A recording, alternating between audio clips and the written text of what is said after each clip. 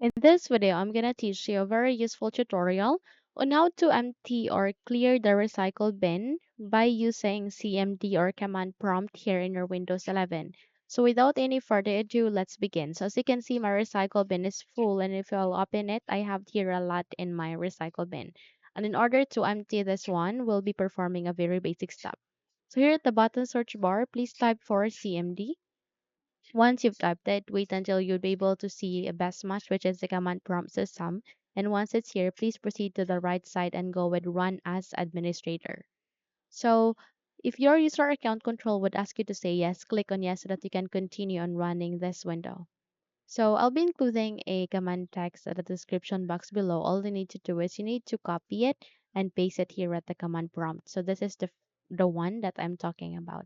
So from that control C to copy, here make a right click, and the moment you have click on that, you would be able to clear the recycle bin here in your Windows 11. Okay?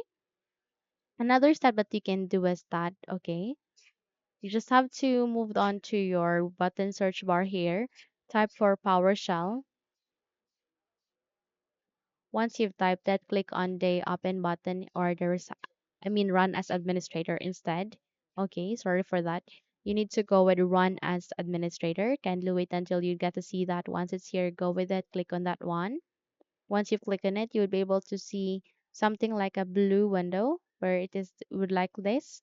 And by that, you need to copy and paste this one. So from that, you need to make a right click, click on the enter key, and wait until it will be done. Then it will ask you to confirm your action, type Y, click on the enter key. And there you have that, close the window. And when you will check your recycle bin, there you have that.